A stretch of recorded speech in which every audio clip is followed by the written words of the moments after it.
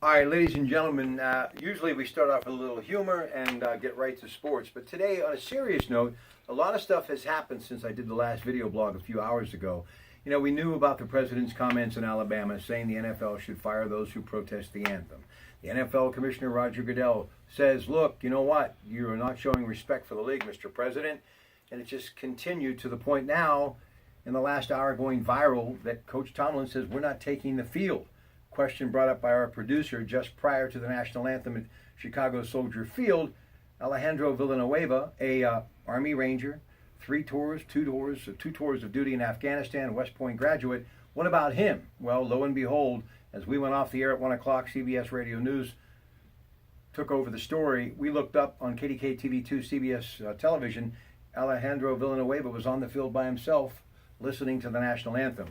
What do you make of all of this? He put his hand on his heart. You gotta follow and let your conscience be your guide. You gotta make your own choice. Well, why are these people in this position?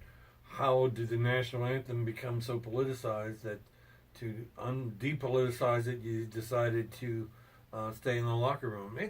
I think it's a sad state of affairs, and it's unnecessary that has to come to this. You know, one of the things that people were talking about... But I do respect Alejandro Villanueva for doing what he believed in, and obviously he's taking a stand with his own conscience. All right. Obviously, a lot of people are talking about the racial aspect of what the president said. You have the whole Colin Kaepernick thing, and he's no longer in the league, but it continues, and it continues to grow. You just add more attention to it, it becomes more of a bigger problem. One of the things that I think both of us agree upon, and I think just about anybody, even Mike Tomlin said they were not doing this in protest of the anthem, but just they don't want to be involved in politics per se.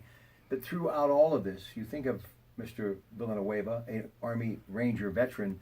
I think of, when I see the flag, I think of all of those who have fought and died. Many teenagers who never had the chance to live, never got a chance to see this country become what it is today, the greatest nation in the world.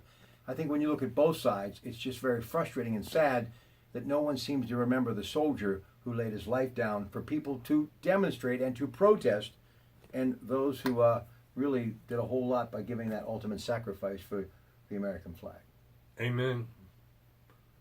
What's that have to do with NFL football? So where are we at right now in this country? We're lost. We're just like, seriously, it's sad to see the country so divided. Remember the national anthem in the Super Bowl during the Gulf War with Whitney Houston and how united the country was behind an anthem, and now today we're divided over an anthem. I mean, I hate to see this stuff politicized. I really do. And it's sad to hear some of the comments being made, the language being used. Where this goes from here, I don't know. But I've seen this country divided before. It's not a good outcome. And listen, all of this is about, really, in our opinion, this, to never forget. You see this hat, 82nd Airborne.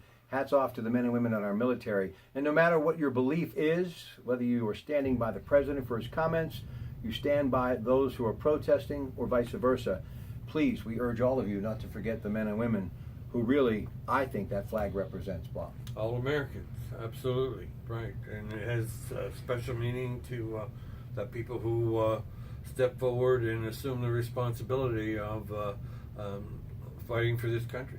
We'll end on this note, and God bless America. And I think as soon as we realize that all of us have the same color of blood flowing through our veins, we are all God's children. I think that we're going to continue to see stories like this, and I don't know what it's going to do to fix it, but I hope somebody soon finds a way, because as the old saying goes, united we stand, divided we fall.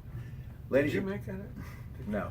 But I'll let you take credit for it, though. No. Ladies and gentlemen, the great Bob Dvorak, the Bambino, Greg Dayolis, Ted Arnaud, we thank you for joining us, and we will be back next Sunday on the Coons Market Black and Gold Sunday Show at 11. Good afternoon.